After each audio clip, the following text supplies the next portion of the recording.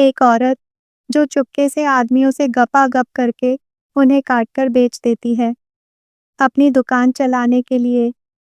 तो शुरू से शुरू करते हैं आज की कहानी। पेरिस में विलियम और सोफी नाम की एक शादीशुदा जोड़ी की मांस की दुकान है।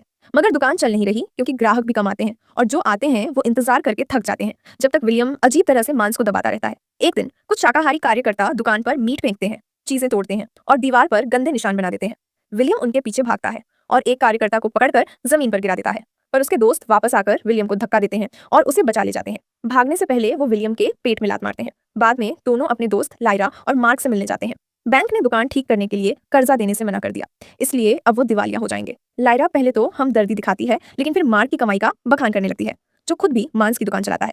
खाने के दौरान मार्क भी अपनी कमाई का रोब दिखाता है और विलियम को एक तोहफा देता है।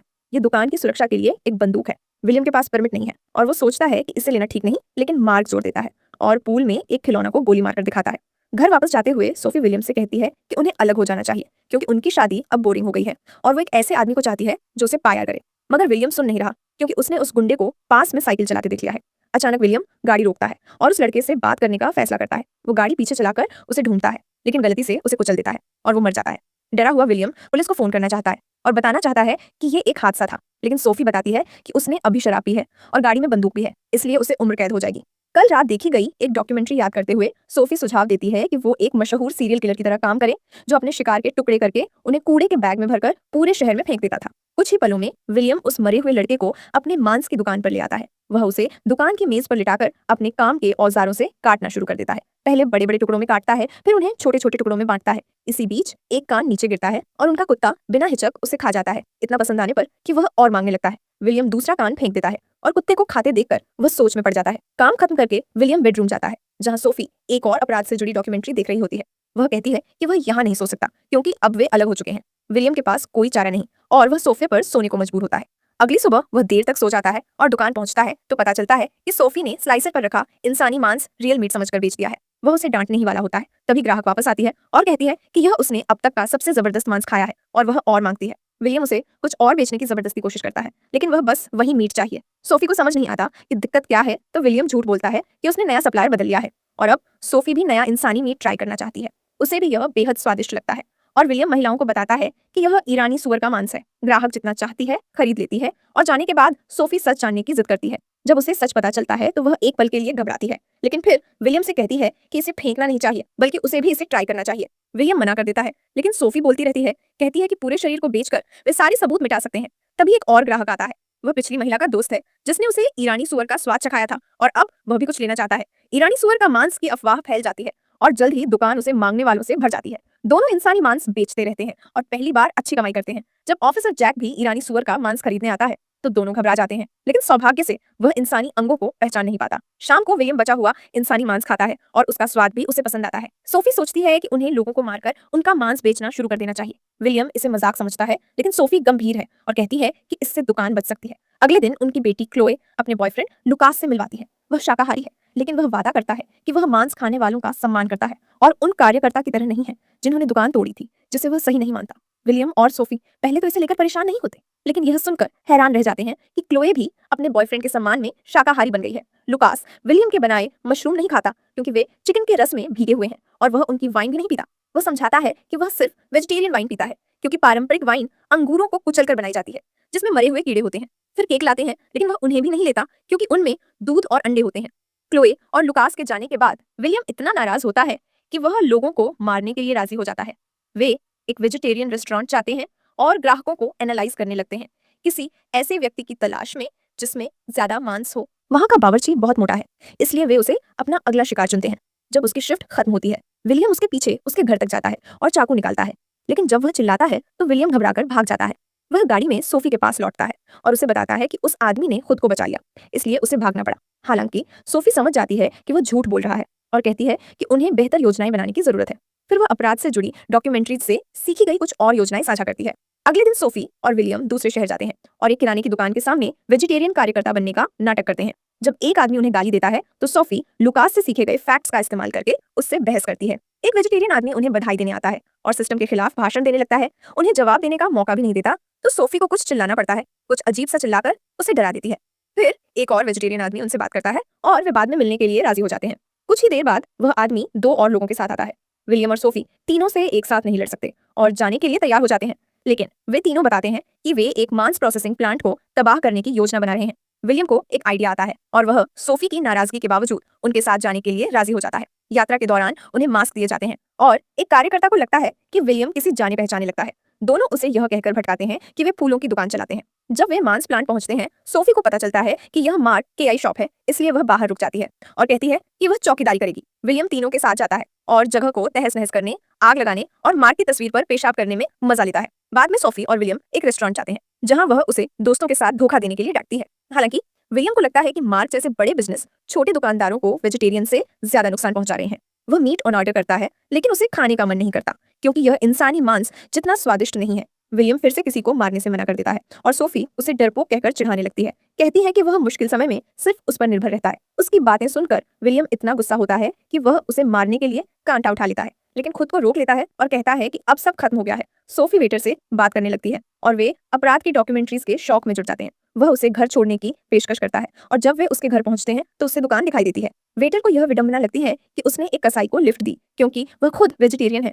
वह उसे फ्लर्ट करता रहता है और उसे चूमने की कोशिश करता है, लेकिन भूखी सोफी उसकी जीभ काट लेती है। खून बहने लगता है तो वह उसे अंदर आने के लिए कहती है ताकि वह साफ कर सके। जब वह बाथरूम में होता है, सोफी विलियम से कहती है कि यह उनका अगला ईरानी सुअर हो सकता है और वह कहती है कि वे दोनों अभी गपागप कर चुके हैं। उसे जलन दिलाती है। गुस्से में विलियम चाकू तेज करने लगता है और सोफी उसे इतना उत्तेजित देखकर खुश हो जाती है। हालांकि विलियम रुक जाता है जब उसे याद आता है कि सबसे अच्छा मांस आरामदायक गायों से आता है।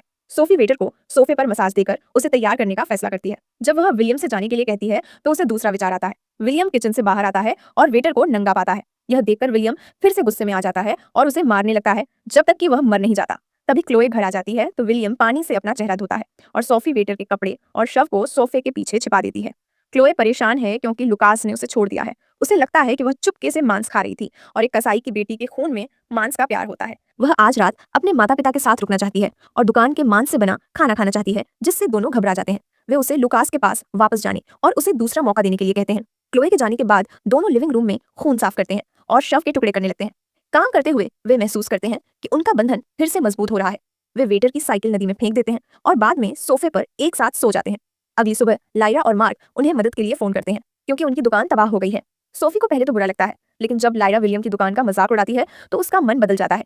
ऑफिसर जैक बताता है कि यह उन्हीं कार्यकर्ता ने किया है जिन्होंने विलियम की दुकान पर हमला किया था और उन्हें फुटेज भी दिखाता है। जब लायरा और मार्क सरकार से मुआवजे की मांग करते हैं, जैक निजी तौर पर सोफी और विलियम से और ईरानी सुअर मांस मांगता है। उस दोपहर एक लंबी लाइन लग जाती है। दुकान के बाहर ईरानी सुअर का मांस खरीदने के लिए लंबी कतार लग जाती है और पूरा शव कुछ ही घंटों में बिक जाता है। सोफी वादा करती है कि कल और मिलेगा, इसलिए शाम को वे वेजिटेरियन रेस्टोरेंट बावर्ची को अगवा करके कुछ हिचकिचाहट के बाद बाथटब में मार देते हैं। दिन बीतते जाते हैं और दोनों नए नए तरीकों से वेजिटेरियन लोगों को मारते रहते हैं। विलियम की हिचकिचाहट गायब हो जाती है और अब उसे शिकार का रोमांच मजेदार लगने लगता है। हर दिन ग्राहक बढ़ते जाते हैं और दुकान पर लाइनें इतनी लंबी हो जाती हैं। काम करते करते दोनों और करीब आ जाते हैं। लोगों को मारना अब उनकी दिनचर्या बन जाती है, इतनी कि वे मारते वक्त मजाकिया बातें भी करते हैं। एक रात वे एक वेजिटेरियन को मांस प्लांट तबाह करने के लिए बुलाते हैं। जब वह आदमी मास्क चुनने में व्यस्त होता है, विलियम चाकू निकालता है, लेकिन वह देख लेता है और लात मारकर भाग जाता है। दोनों उसका जंगल में पीछा करते हैं, लेकिन उसे खो देते हैं। सोफी सोचती है कि मुसीबत खत्म हो गई, लेकिन विलियम अंधेरे में किसी की हलचल सुनता है। फिर सोफी उसका फोन लगाती है और रिंगटोन से उसका पता चल जाता है। वह घबराकर फिर भागता है, लेकिन गिर जाता है। जब दोनों उसे देखते हैं तो पता चलता है कि डर के मारे उसे दिल का दौरा पड़ गया था। अगले दिन सोफी और विलियम लायरा और मार्क को दिल के दौरे वाले आदमी का चिकन खिलाते हैं। वे स्वाद की तारीफ करते हैं, लेकिन जलन की वजह से कम बोलते हैं। जब मार्क एक और बाइट लेता है तो मांस में धातु का टुकड़ा पाकर चौंक जाता है। लायरा पहचान लेती है ये पेसमेकर है। विलियम फौरन उसे छीनकर कहता है यह माइक्रोचिप है जिससे पशुओं पर नजर रखते हैं।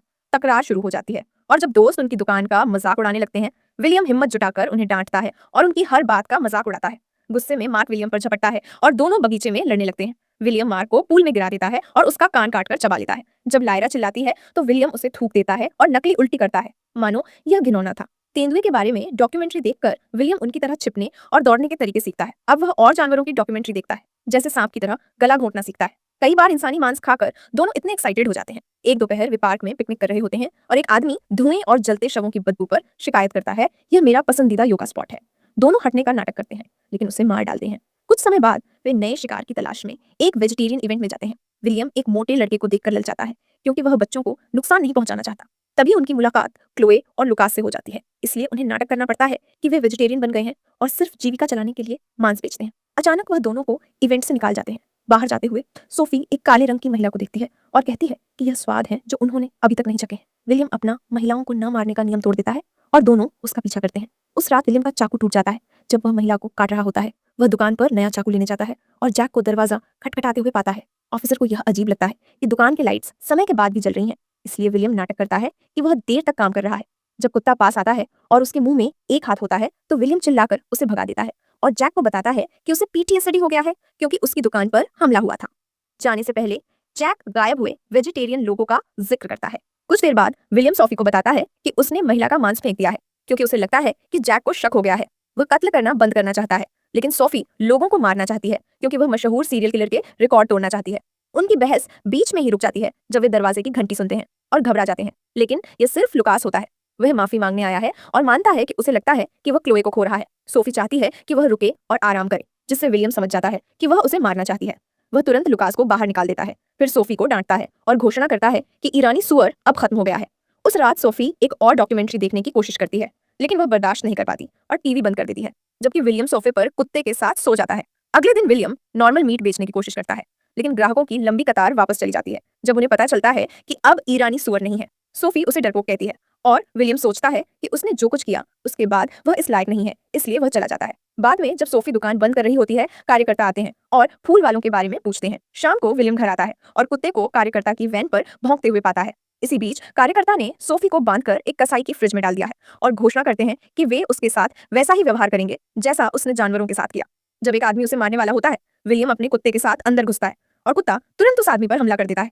विलियम एक औरत के सिर पर चाकू फेंककर उसे मार देता है और आखिरी आदमी से लड़ने लगता है, जो आसानी से उसे पछाड़ देता है और उसी के चाकू से उसे घोंप देता है। गुस्से में सोफी रस्सियां खोलकर मांस के हुक से उस आदमी को मार देती है, जबकि कुत्ता आखिरी कार्यकर्ता को उसकी जांघ काटकर खत्म कर देता है। फिर सोफी चाकू निकालती है और पुष्टि करती है कि विलियम को कोई जानलेवा चोट नहीं आई है। कुछ समय बाद सोफी और विलियम पर एक डॉक्यूमेंट्री बनती है। लायरा और मार्क का इंटरव्यू लिया जाता है क्योंकि उनके बयान से ही पुलिस ने गिरफ्तारी की थी। मार्क बताता है उसने किसानों से उस चिप के बारे में पूछा, लेकिन किसी ने भी उस तकनीक का इस्तेमाल नहीं किया था। अगर पेसमेकर नहीं होता तो सोफी और विलियम पकड़े नहीं जाते। दोनों को उम्र भर जेल की सजा हो जाती है। आखिरी में जज उनसे पूछता है उन्हें कोई पछतावा है, तो सोफी कहती है पेसमेकर वाले आदमी को नहीं मारना चाहिए था और यह कहानी यहीं खत्म होती है।